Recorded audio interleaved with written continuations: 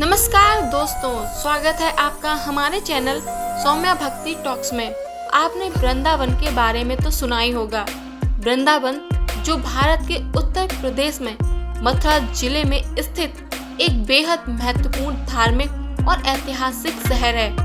ये नगरी भगवान कृष्ण की लीलाओं से जुड़ी हुई है और उनकी अलौकिक बाल लीलाओं का प्रमुख केंद्र मानी जाती है।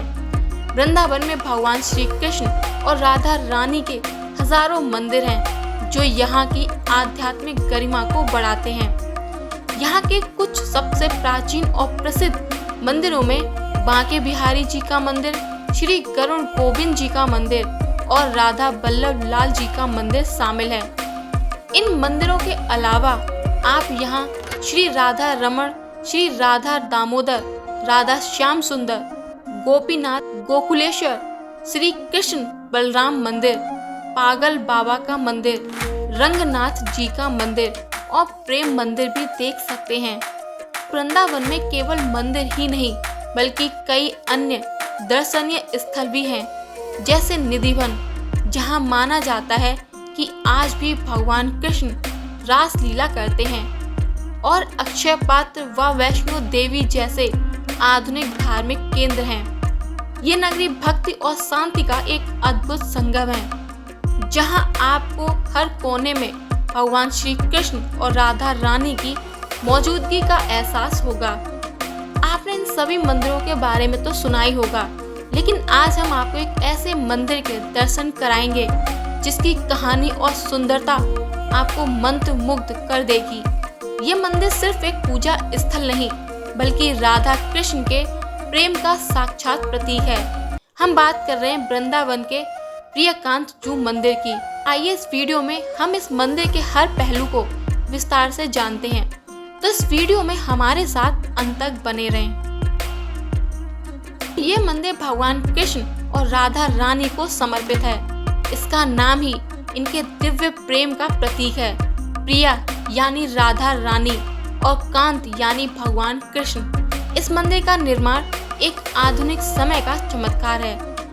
ये पूज्य संत देवकी नंदन ठाकुर जी महाराज द्वारा बनवाया गया।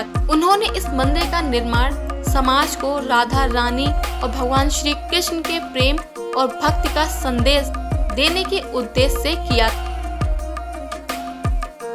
इसकी नींव साल 2011 में रखी गई और इसे बनने में कई साल का समय लगा। इस मंदिर का निर्माण पूरी तरह से भक्तों के दान और योगदान से संभव हुआ है, जो इसके प्रति लोगों की गहरी आस्था को दर्शाता है। प्रियकांजू मंदिर की वास्तुकला बहुत ही अद्भुत और प्रभावशाली है। ये पूरी तरह से सफेद संगमरमर से बना हुआ है, जो इसे एक अलौकिक और शांत रूप देता है। मंदिर के केंद्र में राधा और कृष्ण की बहुत ही मनमोहक मूर्तियां स्थापित हैं। इन मूर्तियों की सुंदरता इतनी आकर्षक है कि हर कोई इन्हें निहारता रह जाता है। मंदिर के अंदर की दीवारों पर राधा रानी और भगवान कृष्ण की प्रेम लीलाओं को दर्शाने वाली सुंदर चित्रकारी और नक्काशी की गई है। यहाँ का मुख्य गुंबद और शिखर भी बहुत ही भव्य है, जिसे दूर से ही देखा जा सकता है। इस मंदिर में दिन भर भक्तों की भीड़ लगी रहती है। यहाँ प्रतिदिन भगवान की आरती और पूजा होती है, जो देखने लायक होती है। भक्तगण भगवान के दर्शन के लिए आते हैं और उनका आशीर्वाद प्राप्त करते हैं। यहाँ जन्माष्टमी और राधा अष्टमी जैसे प्रमुख त्योहार बहुत ही धूमधाम से मनाए जाते हैं। इन दिनों में मंदिर को फूलों और रंग बिरंगी लाइटों से सजाया जाता है और भक्तों के लिए विशेष कार्यक्रम आयोजित किए जाते हैं। मंदिर का शांत और आध्यात्मिक माहौल हर किसी को भक्ति में लीन कर देता है। वृंदावन भगवान कृष्ण की लीला स्थली है और इसका उल्लेख कई प्राचीन धार्मिक और ऐतिहासिक ग्रंथों में मिलता है। ये नगरी केवल एक धार्मिक स्थल नहीं बल्कि एक ऐतिहासिक और सांस्कृतिक केंद्र भी है। आइए जानते हैं इसके बारे में। पौराणिक और साहित्य महत्व।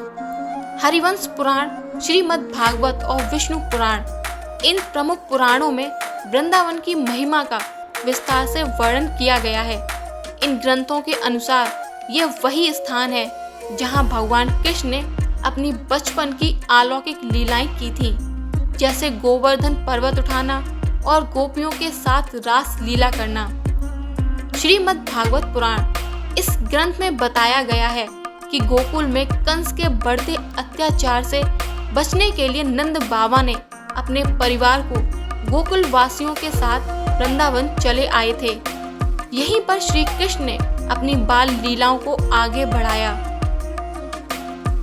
कालिदास का उल्लेख महान कवि कालिदास ने अपने प्रसिद्ध महाकाव्य रघुवंश में वृंदावन का उल्लेख किया है। इंदुमती के स्वयंवर के प्रसंग में सूरसेन देश के राजा सुसेन का परिचय देते हुए कालिदास ने वृंदावन के सुंदर उद्यानों और प्राकृतिक सौंदर्य का वर्णन किया है। ये इस बात का प्रमाण है कि कालिदास के समय यानी लगभग 4वीं-5वीं शताब्दी में भी वृंदावन अपने मनमोहक उद्यानों के लिए प्रसिद्ध था। प्राचीन वृंदावन का स्थान श्रीमद् भागवत पुराण और अन्य प्राचीन ग्रंथों में वृंदावन का वर्णन गोवर्धन पर्वत के निकट एक वन के रूप में किया गया है। इन ग्रंथों के अनुसार भगवान श्री कृष्ण ने गोवर्धन पर्वत को अपनी उंगली पर उठाया था और उन्होंने रास लीला भी इसी क्षेत्र में की थी। भौगोलिक साक्ष्य प्राचीन वृंदावन के वर्णन में यमुना नदी का भी उल्लेख है। इन सभी प्रमाणों के आधार पर कई विद्वान मानते हैं कि प्राचीन वृंदावन वास्तव में गोवर्धन और परसोली, जो परम राजस्थलीय के रूप में जाना जाता है, के आसपास के क्षेत्र में था। सूरदास का उल्लेख अष्टछाप कवि महाकवि सूरदास जी ने भी अपने जीवन का एक लंबा समय परसोली में बिताया था। उनका ये भजन हम ना बही वृंदावन रेणु इसी स्थान की मिट्टी की महिमा और उनके लगाव को दर्शाता है। वर्तमान वृंदावन की स्थापना कहते हैं कि समय के साथ असली वृंदावन घने जंगलों में खो गया था। 16वीं शताब्दी में चैतन्य महाप्रभु ने अपने शिष्यों विशेष रूप से सनातन गोस्वामी और रूप गोस्वामी को वृंदावन की खोई हुई लीला स्थलियों को खोजने का निर्देश दिया। इन महान संतों ने भक्ति और ध्यान के बल से उन स्थानों की खोज की और वहां मंदिरों का निर्माण करवाया, जिससे ये क्षेत्र फिर एक महत्वपूर्ण धार्मिक केंद्र बन गया। इसीलिए भले ही आज का वृंदावन भौगोलिक रूप से प्राचीन वृंदावन से अलग हो, लेकिन आध्यात्मिक रूप से ये वही स्थान है जहाँ लाखों भक्त भगवान कृष्ण की भक्ति में लीन होकर उनकी लीलाओं का अनुभव करते हैं। ये स्थान भक्तों की आस्था के कारण ही पुनः स्थापित हुआ और आज भी भक्ति का सबसे बड़ा केंद्र है। तो दोस्तों, ये कहना सही है कि वृंदावन की भौगोलिक पहचान समय के साथ बदलती है, लेकिन इससे इस पवित्र भूमि की आध्यात्मिक पहचान पर कोई भी फर्क नहीं पड़ा। वास्तव में प्राचीन ग्रंथों में वर्णित वृंदावन का सार आज भी वृंदावन की गलियों और मंदिरों में महसूस किया जा सकता है।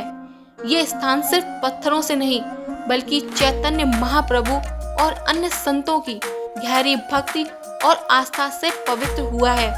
यह हमें सिखाता है कि वृंदावन सिर्फ एक जगह नहीं, बल्कि ये प्रेम, भक्ति और दिव्यता की एक भावना है। सच्चा वृंदावन वही है जहाँ भगवान कृष्ण का प्रेम महसूस किया जाए।